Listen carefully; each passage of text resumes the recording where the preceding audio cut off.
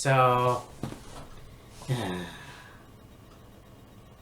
what I heard this morning was we're gonna get the Bray Wyatt 6 thing, Bray Wyatt family thing going on. Well, first of all, it sounded like Alexa Bliss, Liv Morgan, Bo Dallas, and Bray Wyatt. We all know that Bo Dallas was Uncle Howdy, and it was just one of those things where at the Rumble, it was kind of an interesting match that didn't live it up to expectations with LA Knight.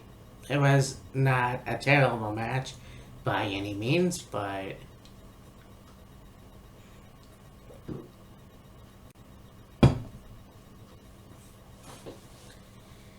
now they're saying, well, I hear a bunch of different things.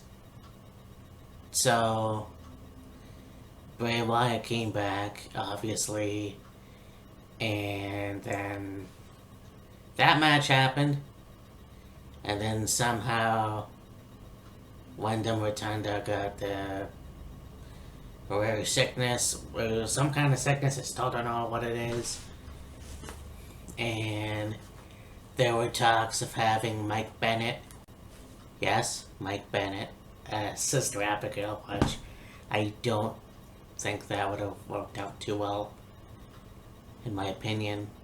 I mean, it would have been probably better than the shit that they had him do in 2017, 18, I can't remember, one of the two. That really is bullshit, because you take something, and I'll talk about this because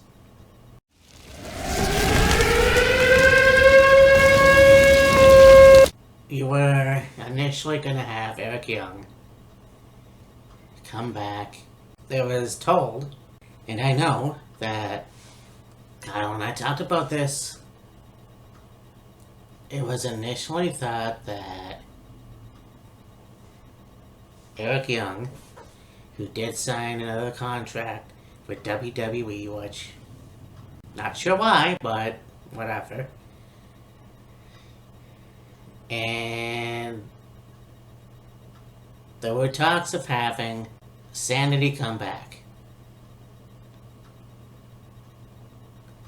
You had Nikki Cross return to her way. You were gonna have Eric Young, that was the rumors, he was gonna come back. And then they had rumors, they had a lot of things going on, sprinkled in, to have Sanity come back.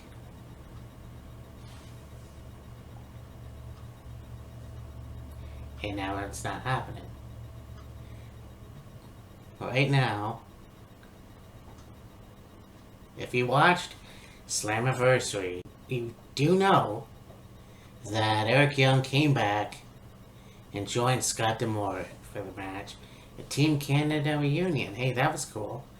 That was awesome. So, the fact is that a couple years ago, you had Eric Young talk with Chris Van Vliet, and he basically said that it wasn't used properly during the pandemic, and yes, it was the pandemic, and unfortunately, things happened, so it is what it is. And then he basically told Vince, flat out, you're running a company, which is 100% true.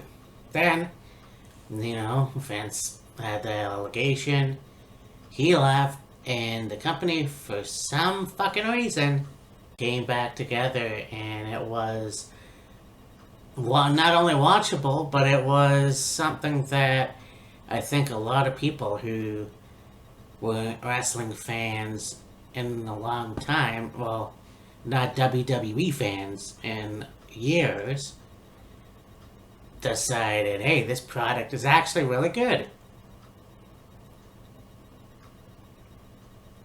And then Vince McMahon decides to come back,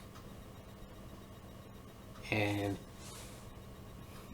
they changed a bunch of shit.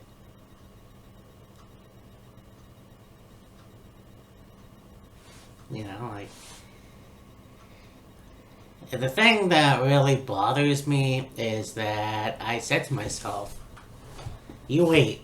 You just wait, because all good things will come to an end. This is like a dream that will get fucked over eventually, one way or another.